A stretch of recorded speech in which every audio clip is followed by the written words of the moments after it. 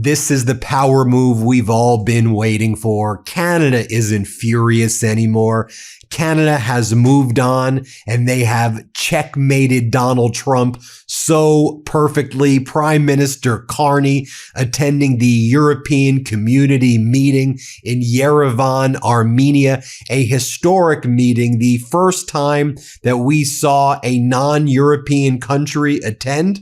And not only did a non-European country attend the European Political Community meeting, but Prime Minister Carney was basically leading the meeting, a new leader of the free world, Meidas, and it's your incredible country, the land of free, the land of opportunity. Oh, Canada, leading the free world. What a sight to behold. And this is Donald Trump's worst nightmare. Now, reflecting on this incredible trip, Prime Minister Carney spoke earlier today about reestablishing international order as the United States, America first, is now America alone, or Trump the Putin bootlicker. Bye-bye, Donald. Canada is in charge now. Let's play this clip of Prime Minister Carney from earlier today. Let's play it.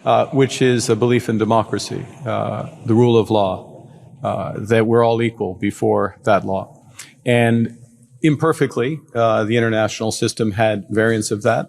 Madame Arbour's part of her very distinguished career was to make sure that those who transgressed in the most egregious ways those rules, norms, standards were prosecuted and brought to justice. That system, as I've observed in the past, and I'm not alone in making these observations, has been greatly weakened and needs to be rebuilt, and rebuilt perhaps in a different way, but rebuilt based on the same principles.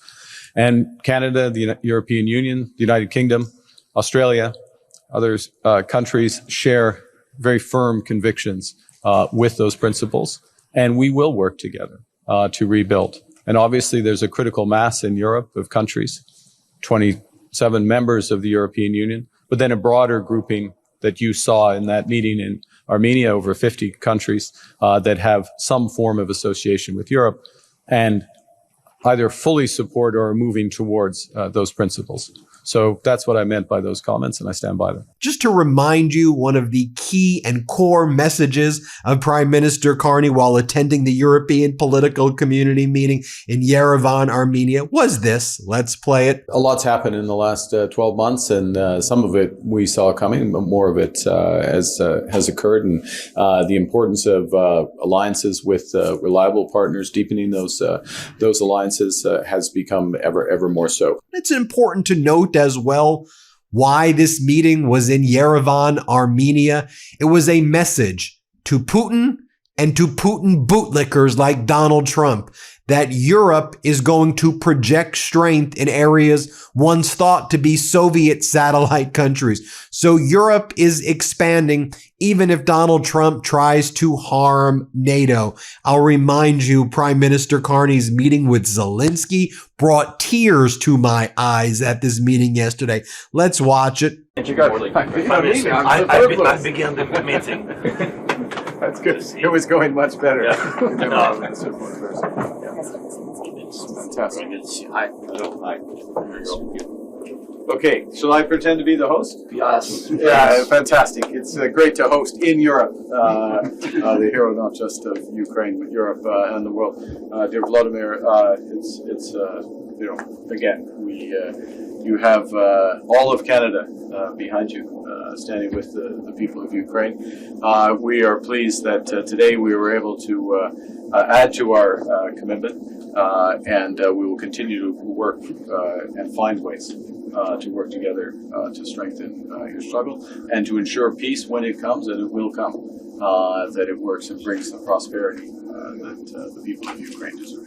Thank you very much, dear Prime Minister. So I'm happy that we have such a strong relation between our countries and between both of us. So yeah, and we are thankful for your decision. You told me about your decision, how to strengthen us, and thank you for this.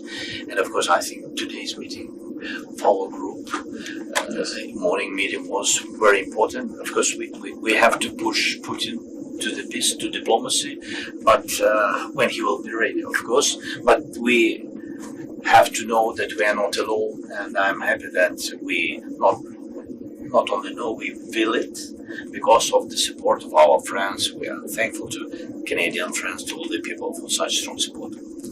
Merci beaucoup, Monsieur le Président. Thank you. All right. And then, of course, we have Meidas Canada, Charlie Angus putting it all in perspective. Here's what Charlie had to say. Let's play it. Hey there, Meidas Canada viewers, resistors from all over. Charlie Angus here. So this week, Prime Minister Mark Carney was participating in the European political community meetings in Armenia. This is significant.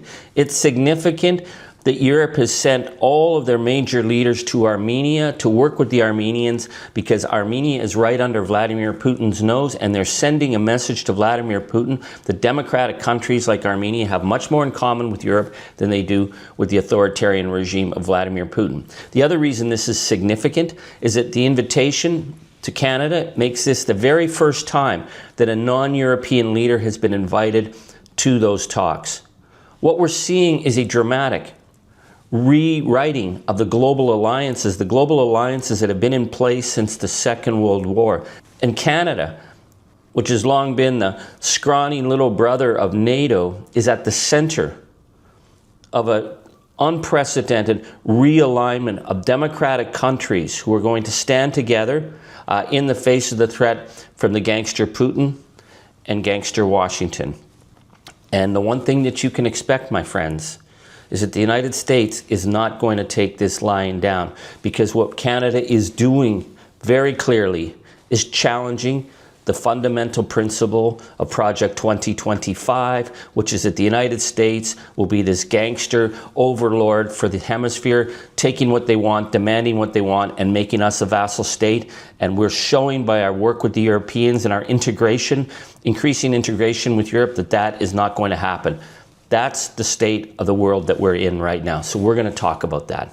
More from Charlie Angus right here about what he refers to as strategic sovereignty. Charlie, take it away. Okay, so we're seeing a number of dramatic shifts that are happening with Canada at the center of it. Certainly, as I said, the fact that Canada was invited to the European political community meetings in Armenia is significant. The fact that Prime Minister Carney and President Macron of France are talking about building this notion of strategic sovereignty between Europe and Canada. Canada talking more and more about our shared values, our shared history with Europe, our shared sense of democracy, pulling us away from our traditional relationship with the United States.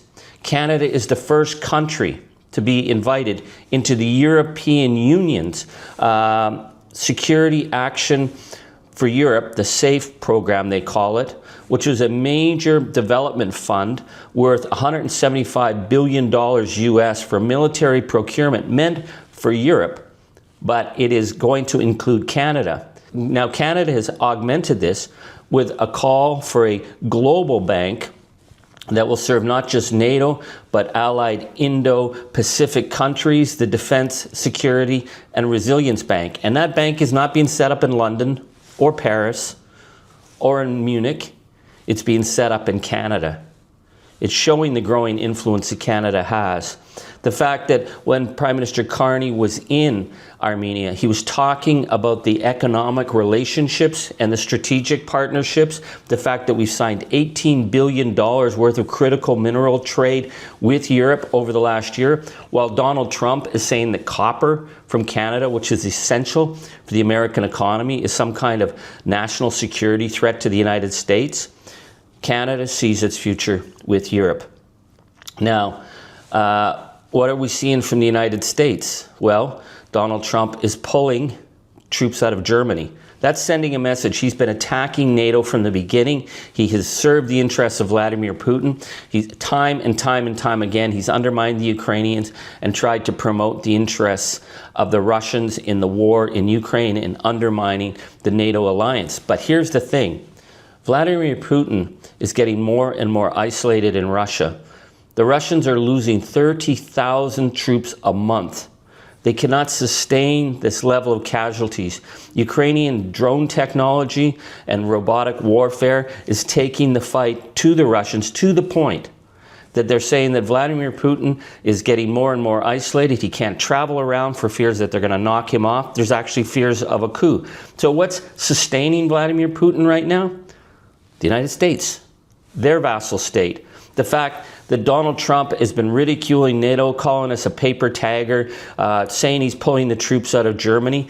This, as the chaos in Iran continues to grow and the economic shockwaves are starting to really, really hit home. But by pulling troops out of Germany, Donald Trump is saying that the United States is not going to be there in the alliance anymore.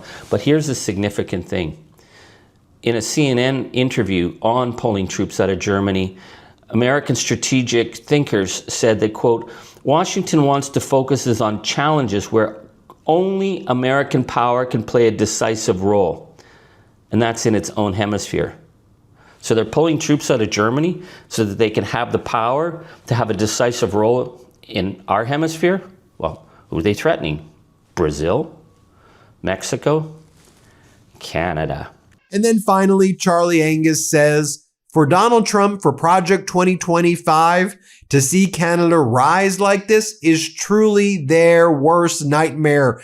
Trump and MAGA, they thought they would spread their MAGA tentacles and do Maple MAGA. Ain't Maple MAGA. We've got Maple Meidas right now in Canada. They thought they would extend to Australia.